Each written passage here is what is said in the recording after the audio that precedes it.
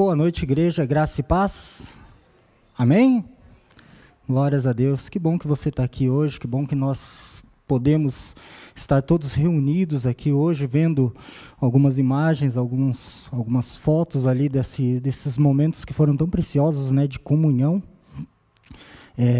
Para confessar, hoje eu estou quase sem voz, mas vamos pedir que o Espírito Santo nos use dessa forma mesmo. Eu acredito que até o final da mensagem a gente ainda vai poder estar compartilhando alguma coisa aqui.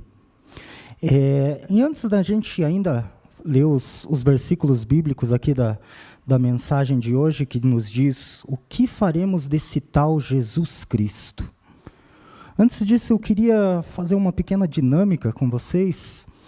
Eu queria uma pessoa... Vamos pegar o pastor Cleiton mesmo como exemplo. Ele está aqui na frente, vamos usar, né? Eu queria que alguma pessoa que não conhece tão bem assim o pastor Cleiton, de repente você que é novo da igreja, ou você mesmo que é do culto das 18, talvez não conheça tão bem o pastor Cleiton, desse uma palavra para descrever o pastor Cleiton, o que você conhece dele, o que você sabe dele. Qualquer coisa. Profissão... Só coisa boa, ele falou, tá, gente? É o pastor, então vamos levar isso em conta. Alguém?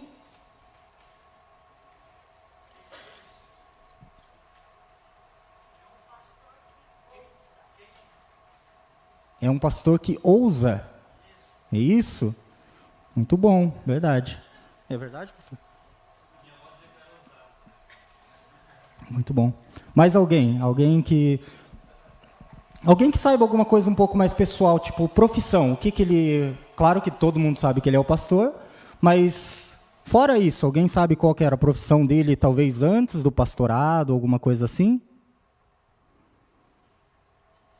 Vou falar como aluno então, né? Ele é coordenador também da faculdade Fidelis ali, que eu estudo também. Ele gosta de fazer trilha. Ó, já começou a ficar um pouquinho mais específico. Subir morros. Será que gosta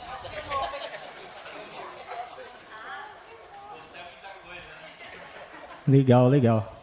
Muito bom. Agora eu queria que alguém que conhece um pouquinho mais o pastor Cleiton, quem que conhece o pastor Cleiton aqui já há alguns anos a mais aqui? Pastor Rodolfo? Fala alguma coisa então sobre o pastor Cleiton mais íntima, mais profunda que você conhece sobre ele, pastor.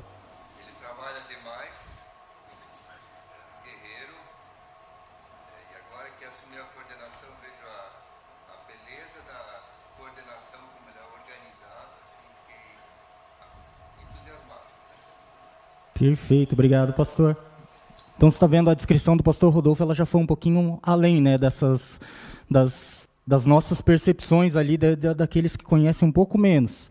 Porque aí você já vai tendo um relacionamento um pouco mais próximo, como o pastor Rodolfo já descreveu aqui, olha, ele como coordenador, ele trabalha assim, assim, assim, ele é focado, ele é isso e tal.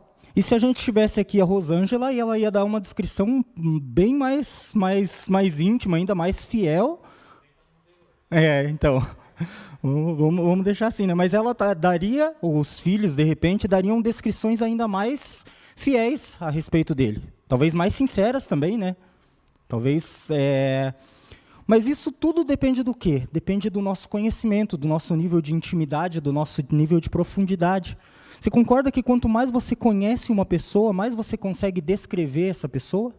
Mais você consegue falar sobre ela? Você concorda que quanto mais você conhece, quanto mais intimamente você conhece uma pessoa, é mais fácil também você agradar essa pessoa?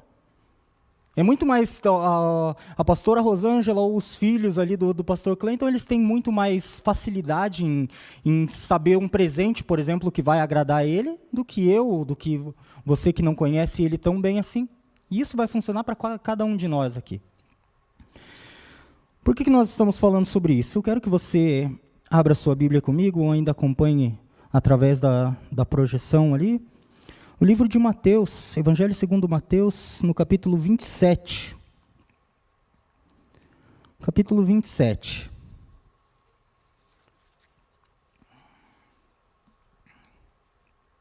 E nós vamos ler o versículo 22. E por enquanto só esse versículo mesmo, porque é uma pergunta bem provocativa. Porque diz que Pilatos, ele perguntou: que farei eu com Jesus, chamado Cristo? Crucifique-o, gritou a multidão. Nós vamos ficar com essa pergunta de Pilatos: que farei eu desse Jesus chamado o Cristo? Quando nós vemos essa palavra, quando nós conhecemos a história, quem não conhece a história de Jesus, até mesmo aqueles que não são cristãos, até mesmo pessoas de outras religiões, conhecem a história de Jesus, porque ela transcende a religião, é a história humana. Mas quando nós vemos que Jesus ele está diante de Pilatos, ele precisa tomar uma decisão a respeito de Jesus, porque a multidão clamava por justiça, né, no pensamento deles, clamava ali, incendiada pelos fariseus e pelos líderes religiosos da época. Eles clamavam para que Pilatos tomasse uma decisão a respeito de Jesus. E claro, eles eram tendenciosos, eles queriam que Jesus fosse morto. Mas Pilatos, ele tem uma decisão a tomar a respeito de Jesus.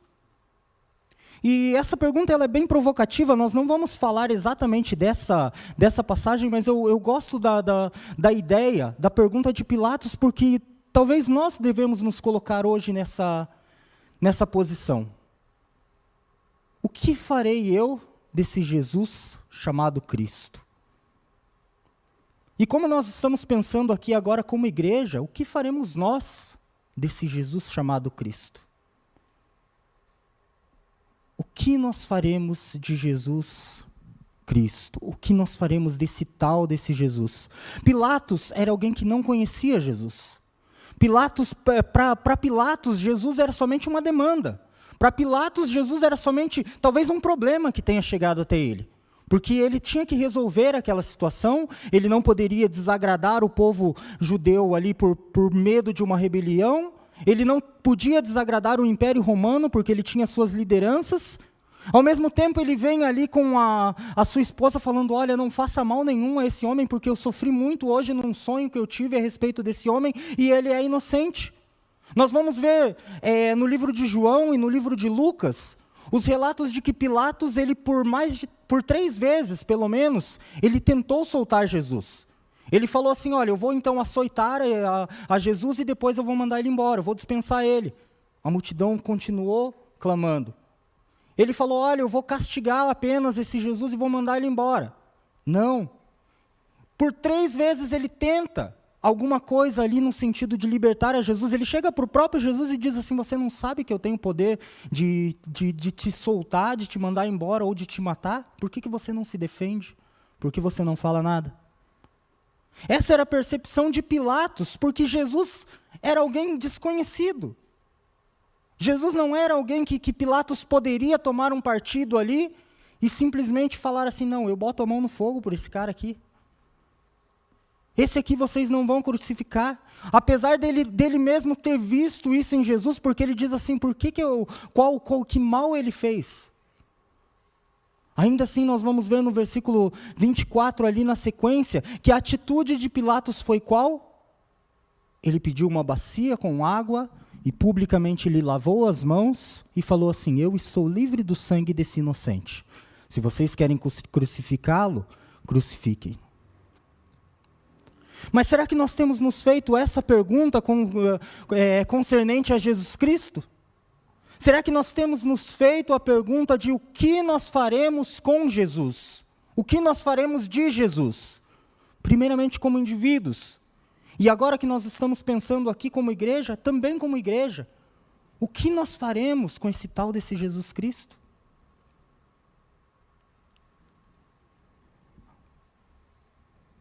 C.S. Lewis ele vai propor uma coisa que a gente chama de trilema, que é: diante de Jesus, diante de Cristo, nós não podemos ficar indiferentes. Não existe como ficar, não há meio termo quando o assunto é Jesus. Ou ele é o Filho de Deus, ou ele é quem ele diz que ele é, ou ele é um louco, um alucinado, ou ele é coisa pior. Isso é o trilema que C.S. Lewis propõe. Por quê? Porque se Jesus ele fala, se Jesus ele realmente está falando a verdade, se realmente Jesus ele é quem ele diz que é, ele é o Filho de Deus, e como nós entendemos a Trindade, ele é o próprio Deus encarnado. A segunda opção é ele é um lunático, ele não sabe o que ele está falando. A gente pode falar de outras figuras que também se disseram Cristos, e até algumas bem recentes e bem próximas a nós aqui, não vou citar nomes, mas você já deve ter imaginado algumas. E que nós, com certeza, nós falamos, não, esse cara é um maluco, é um louco, é um lunático. E a terceira opção é, esse cara é um impostor. Esse cara ele está falando coisa que ele não é, que é exatamente o que os fariseus acusavam Jesus. Esse cara ele não é quem ele diz que é, ele se declarou Deus, ele falou que ele pode perdoar pecados. Só Deus pode perdoar pecados. Então, como nós temos a visão de quem é Jesus, o quanto nós sabemos de quem é Jesus, quem é esse Cristo da cruz, quem é esse Cristo da Bíblia, quem é esse Cristo que é falado aqui todo domingo, quem é esse Cristo que nós escutamos falar desde criancinhas, como que isso impacta o nosso serviço a Ele? Nós podemos dizer que, de alguma maneira, Pilatos ele estava encarregado em prestar um serviço a Jesus, ele ia julgar a Jesus. Ele tinha que tomar uma decisão a respeito de Jesus, e eu quero que você entenda que cada um de nós tem a responsabilidade de tomar uma decisão concernente a Jesus. Uma decisão de quem é Cristo para mim, quem é Cristo para a nossa igreja, quem é o Cristo que eu vou anunciar, quem é o Jesus que eu vou pregar a palavra dele, que eu vou levar essas boas novas, quem é o Cristo que eu vou apresentar ao mundo. E para isso, nós não podemos pegar Pilatos para isso, porque Pilatos ele não tem competência, vamos dizer assim, para falar sobre Jesus. Pilatos não conviveu com Jesus, Pilatos ele estava aqui, vamos dizer assim, numa sinuca de bico, julgando alguém que ele não conhecia. Mas nós podemos pegar alguém que estava mais próximo dele. E para isso eu quero que você ainda acompanhe comigo o texto de Lucas, no capítulo 10. Lucas capítulo 10, verso 38.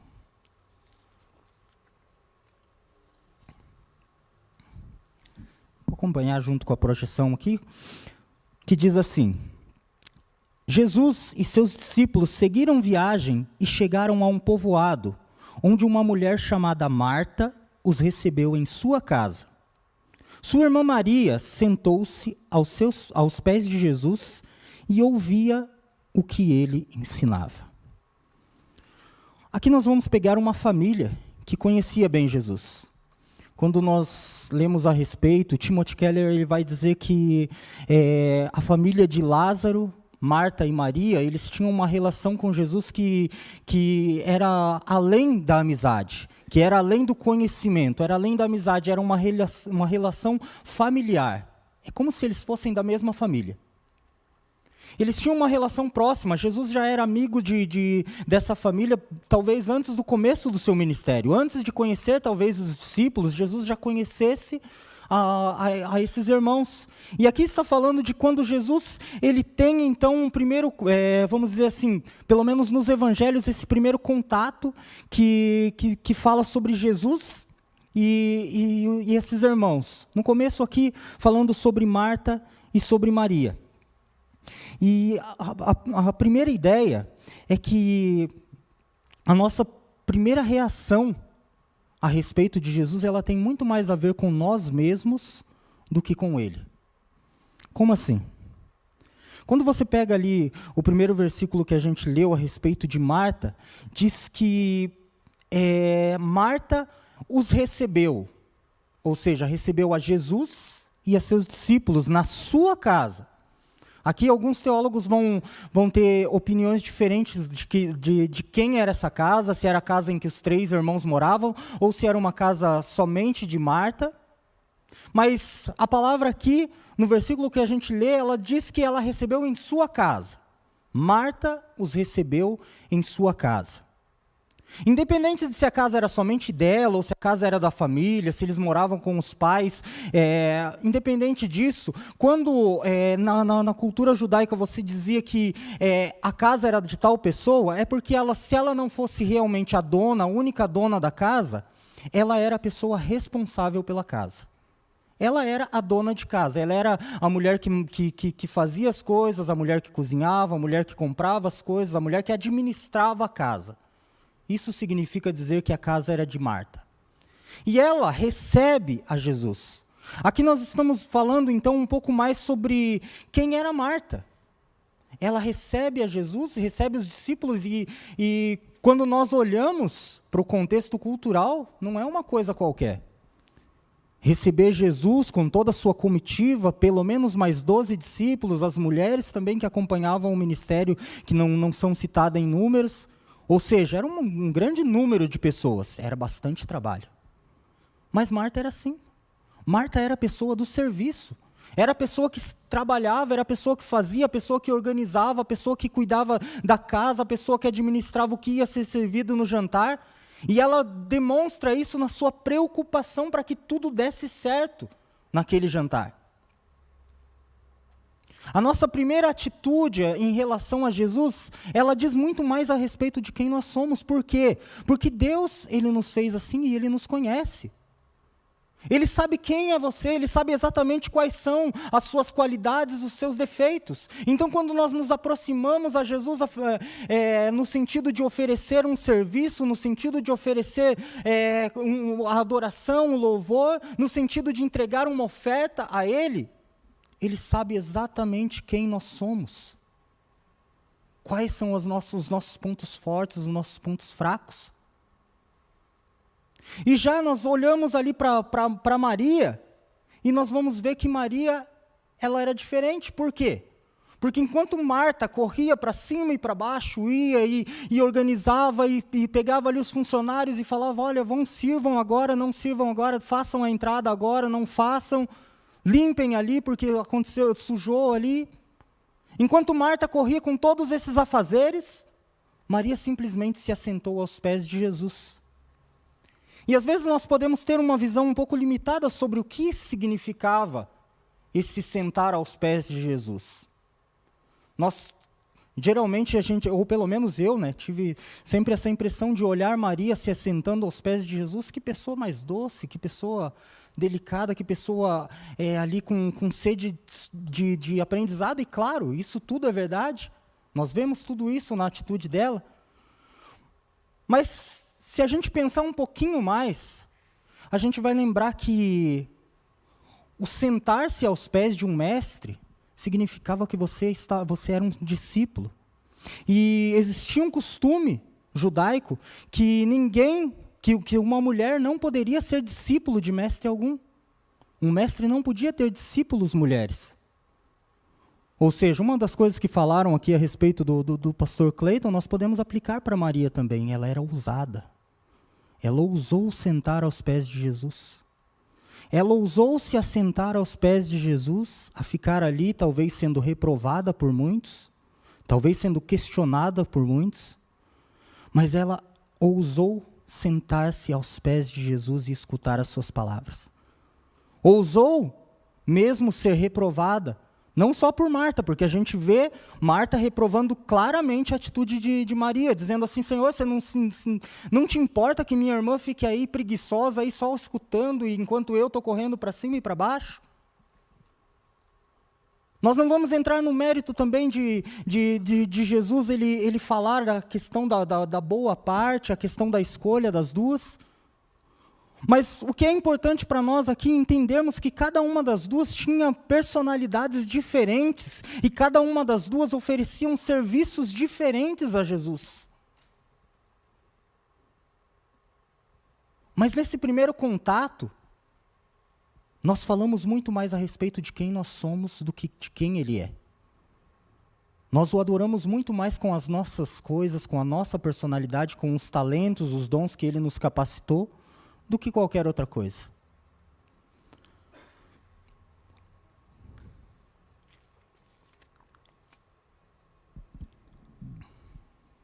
Depois nós vamos ver também que a nossa atitude para com Cristo, ela reflete a percepção que nós temos sobre Ele. E para isso, nós vamos ler João, capítulo 11, versículo 21.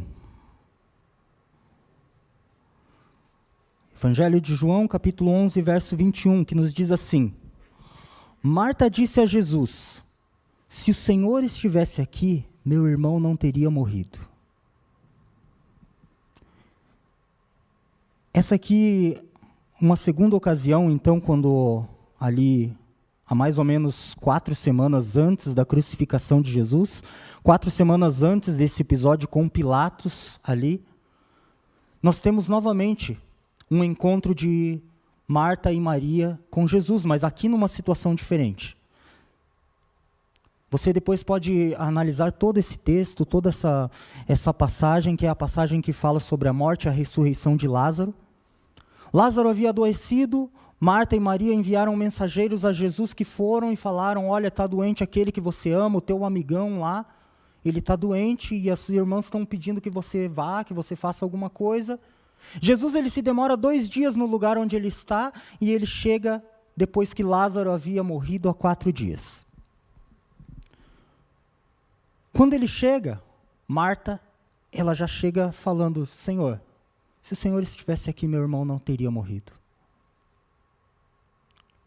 E agora nós vamos ver a percepção de Maria sobre isso. Verso 32. Assim que chegou ao lugar onde Jesus estava e o viu, caiu aos seus pés e disse, isso está falando sobre Maria, tá? Caiu aos seus pés e disse: se o Senhor estivesse aqui, meu irmão não teria morrido. Você conseguiu perceber a diferença entre a fala das duas? A fala das duas irmãs, das duas mulheres? Quem conseguiu perceber? Alguém? Não. E é exatamente isso. Não tem diferença nenhuma. As duas falaram exatamente a mesma frase. Ponto por ponto, vírgula por vírgula, letra por letra, ou pelo menos é assim que o autor do texto nos coloca. Senhor, se o Senhor estivesse aqui, meu irmão não teria morrido. Mas existe alguma diferença entre a fala das duas mulheres para Jesus?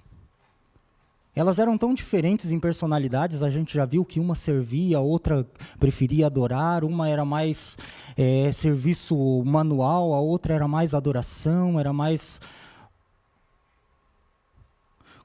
Quando nós analisamos o texto inteiro, e isso a gente não vai fazer por questão de tempo agora, mas eu peço para que você faça isso em um outro momento. Olhe o texto como por completo ali. Você vai ver que Marta, ela chega a Jesus, primeiro, ela não espera que Jesus chegue na cidade. Ela sai nos arredores da cidade, ela sai ao encontro de Jesus, antes que Jesus pudesse chegar a Betânia. Ela vai ali ao encontro de Jesus e ela intercala Jesus em um momento do caminho, sem rodeios. Marta era direta. Sem rodeios. Senhor, se o Senhor estivesse aqui, meu irmão não teria morrido. Sem um bom dia, uma boa tarde, uma boa noite, um shalom. Sem nada disso. Senhor, se o Senhor estivesse aqui, meu irmão não teria morrido. Direto. Ela simplesmente disse isso. Ela simplesmente confronta a Jesus. Ela simplesmente questiona a Jesus. E quando nós olhamos então para Maria, como Maria, ela disse a mesma frase. Mas Maria, ela ficou na cidade, ela ficou ali chorando a morte do irmão ainda, ela ficou ali esperando. E diferente de Marta, que foi ao encontro de Jesus, abordar Jesus no meio do caminho, Maria espera até que Jesus a chamasse.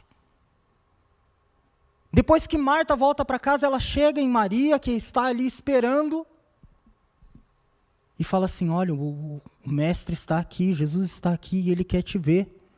Então, a palavra nos diz que imediatamente ela sai ao encontro de Jesus. E daí ela vai encontrar Jesus lá onde Marta tinha encontrado, fora da cidade ainda. E quando ela chega, existe uma diferença básica da forma que foi dita essa mesma frase com as mesmas palavras. Marta, ela chega simplesmente dizendo, sem uma saudação, sem um cumprimento, sem uma adoração, sem nada assim. Mas quando a palavra de Deus nos fala a respeito da atitude de Maria, Maria, ela não simplesmente chega: Senhor, se o Senhor estivesse aqui, meu irmão não teria morrido. Não. Maria, ela chega e ela cai aos pés de Jesus. E daí ela fala a frase: se o Senhor estivesse aqui, meu irmão não teria morrido.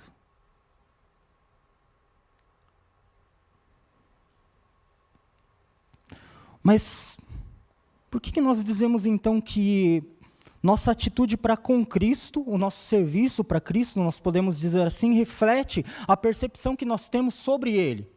Vamos dizer que a nossa cristologia, ela reflete o nosso serviço a Jesus.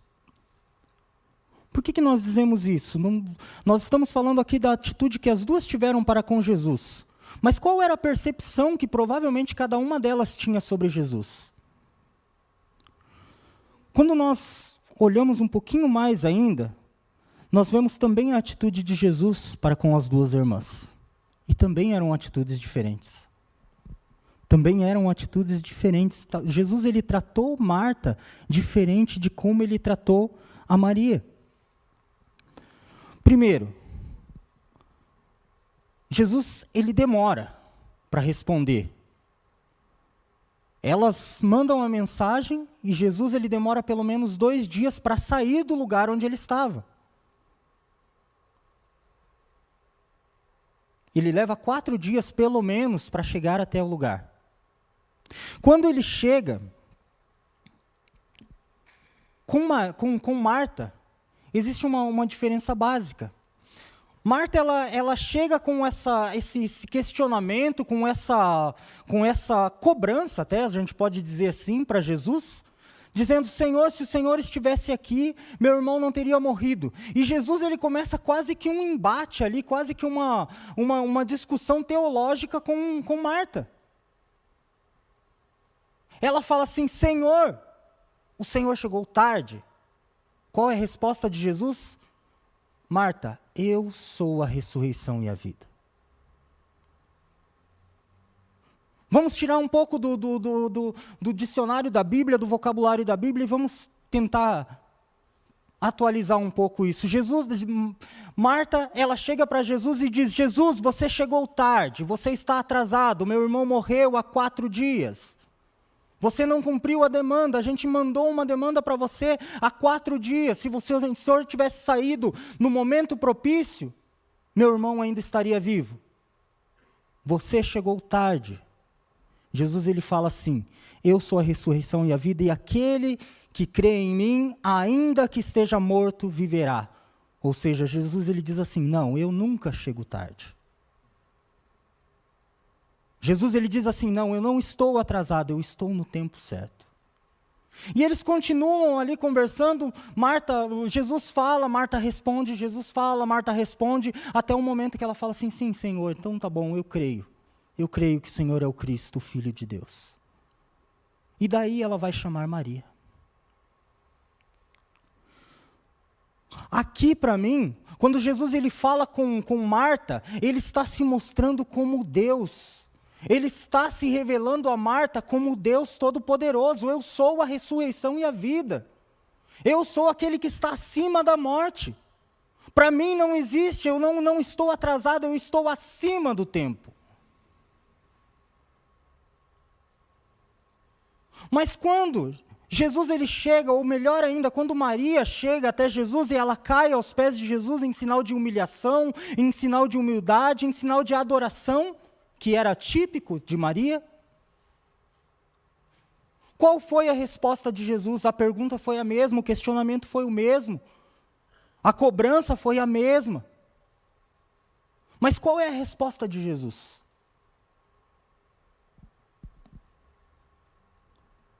Pode projetar para nós o texto lá novamente?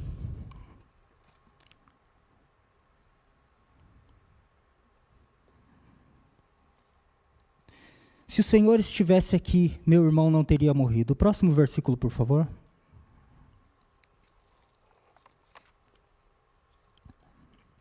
Melhor ainda, no versículo 32 ali, parte de Maria.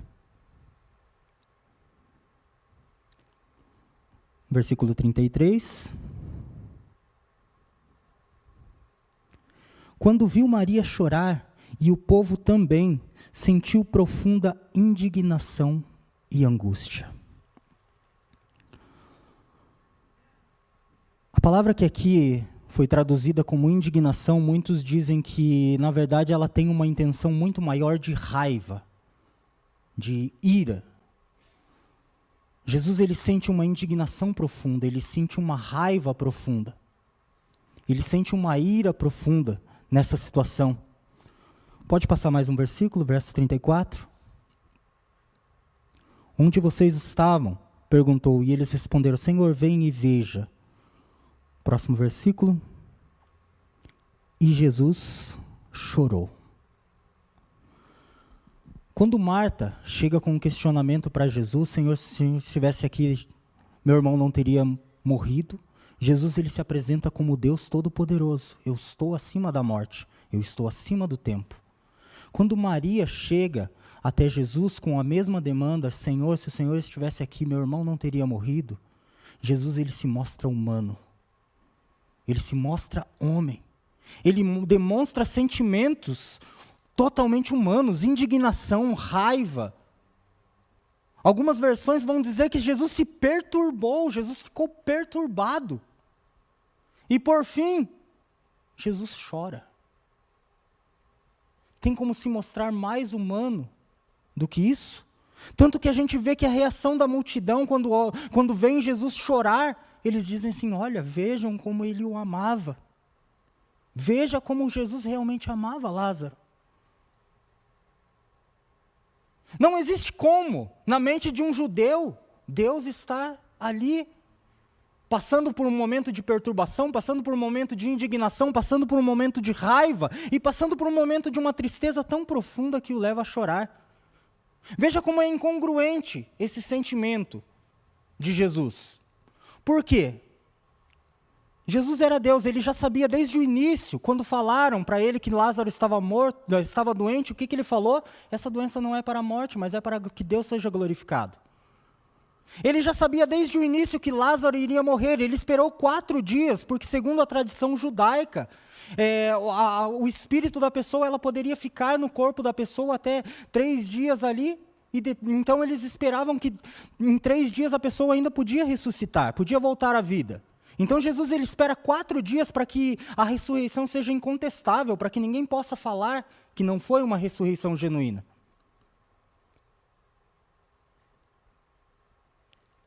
Agora, alguém que sabe, pense você sendo Deus, você sabe que você vai realizar o milagre. Você sabe que você vai ressuscitar aquele morto. Você sabe qual que é o final da história. Ele já sabia o final da história. Faz sentido alguém chorar nessa situação? Eu acho que faria muito mais sentido Jesus dar um sorrisinho e falar assim, Maria, você não sabe de nada.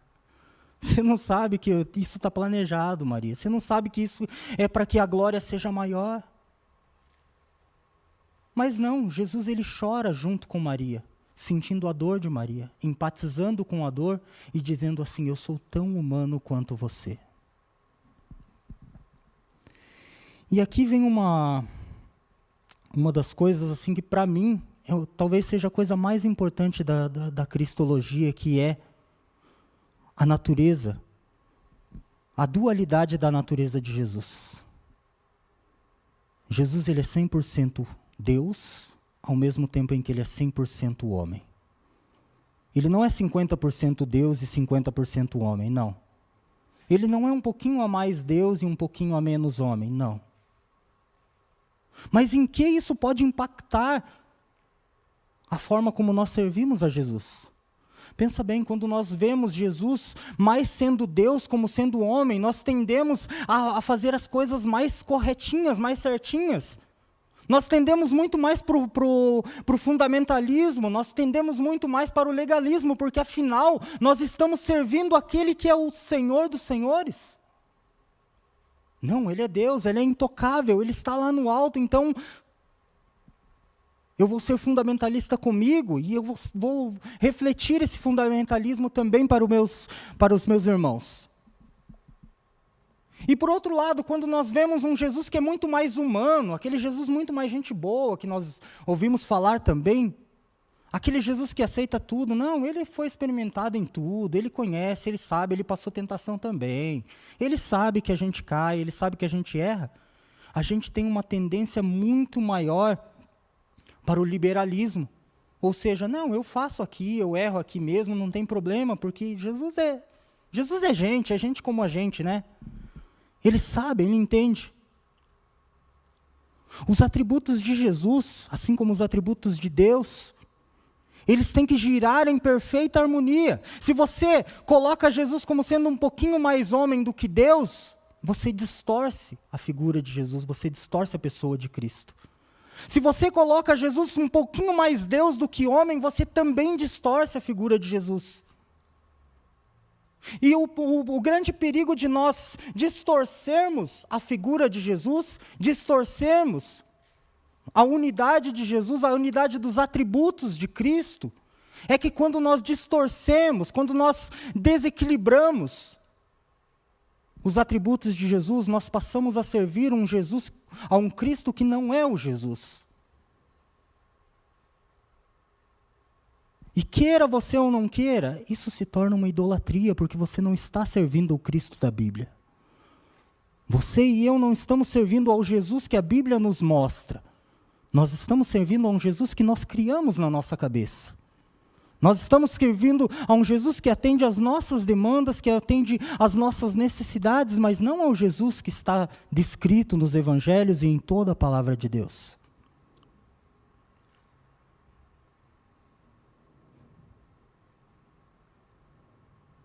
E daí vem a pergunta para nós como igreja. Quem é o Cristo que nós estamos servindo como igreja? Será que o Cristo que nós estamos servindo como igreja, ele nos leva a ser uma igreja muito mais fundamentalista? Será que nós temos visto um Cristo que está somente lá nos céus, elevado, que nos leva a julgar muito mais do que nós deveríamos? Ou será que por outro lado nós temos visto um Cristo que é muito mais o Jesus legal, o Jesus gente boa, o Jesus que compreende tudo, o cara lá de cima, como muitos dizem,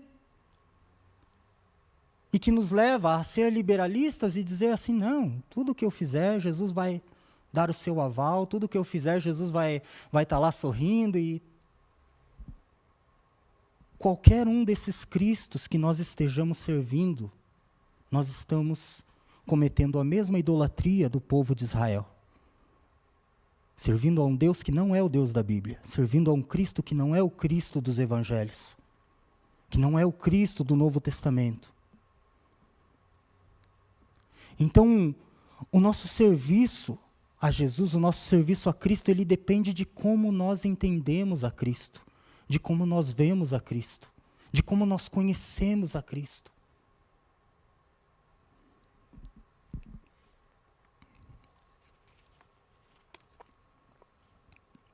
Só para concluirmos, o texto de João, ainda, no capítulo 12, nós vamos ver um terceiro encontro de Jesus com essa família. João capítulo 12, diz assim: 6 dias antes de começar a Páscoa, Jesus chegou a Betânia, onde morava Lázaro, o homem que ele havia ressuscitado dos mortos. Prepararam um jantar em homenagem a Jesus. Marta servia, e Lázaro estava à mesa com ele. Maria pegou um frasco de perfume caro, feito de essência de óleo aromático, ungiu com ele os pés de Jesus e os enxugou com seus cabelos. a casa se encheu de fragrância e do perfume. Aqui então nós temos o terceiro encontro dessa família com Jesus, ou de Jesus com essa família, onde eles estão ali na casa de um leproso chamado Simão. E nós vamos notar que a gente tem a tendência de achar que Maria ela fez o certo, Jesus afirmou também que ela escolheu a parte boa e tudo mais, e que Marta não, Marta ela serviu ali, então ela tomou aquela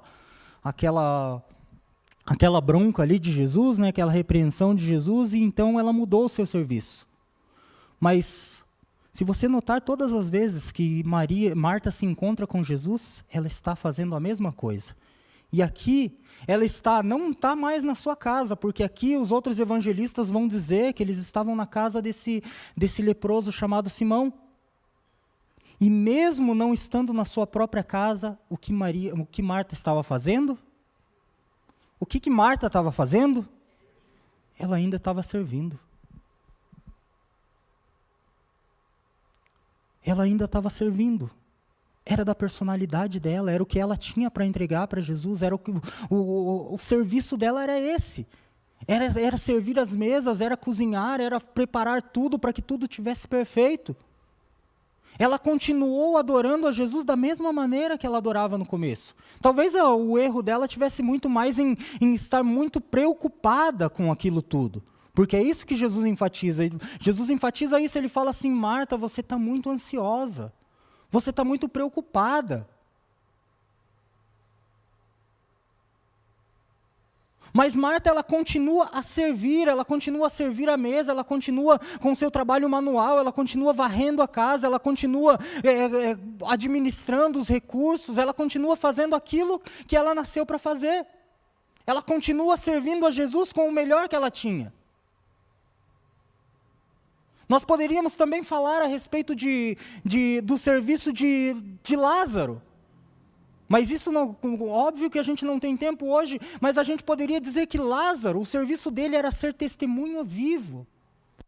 Era ser um testemunho vivo de Jesus. Ele estava ali presente à mesa com Jesus. Ele era o testemunho vivo. E nós voltamos também para Maria. E o que Maria estava fazendo? Isso aqui foi uma coisa que, enquanto eu li essa palavra, assim, me tocou bastante.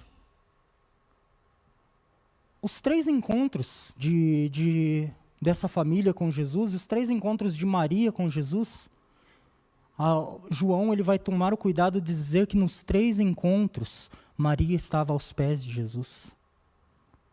Nos 3 encontros, no primeiro encontro, ela estava aos pés de Jesus aprendendo enquanto Jesus ensinava. No segundo encontro, ela cai aos pés de Jesus para dizer: Jesus, se o Senhor estivesse aqui, meu irmão não teria morrido. E no terceiro encontro agora, o que ela faz? Ela se joga aos pés de Jesus e começa a ungir, a derramar um óleo, a derramar um perfume ali nos pés de Jesus. Maria também continua com o seu serviço, que é a adoração.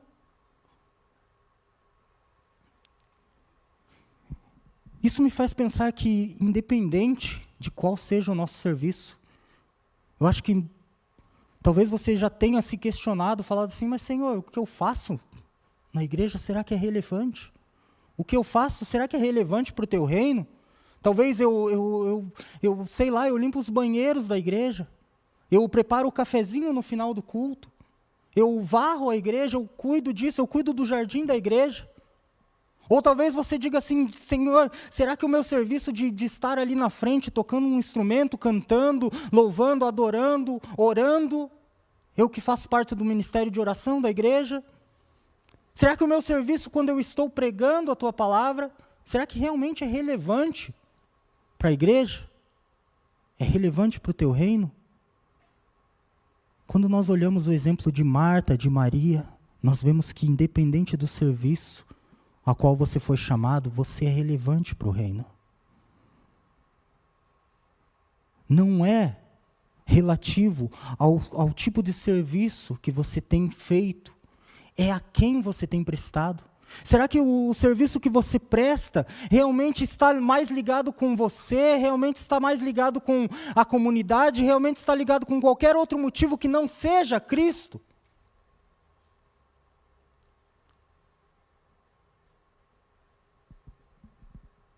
Quando nós olhamos para a vida de Marta e de Maria, nós vemos que realmente é importante que nós saibamos quem é o Cristo a quem nós estamos servindo. Qual é o nosso relacionamento com Ele? Qual é o teu relacionamento com Jesus? Qual é o nosso relacionamento como igreja com Jesus? O que nós temos feito, todas as atividades que nós temos feito, todos os ministérios que nós temos, será que realmente eles estão servindo ao Cristo da Bíblia? Será que nós temos a noção de quem é o Cristo que nós estamos querendo adorar? A contemplação que não se expressa em serviço é falsa espiritualidade. E o serviço sem comunhão interior é mera carne. O Espírito Santo une a ambos.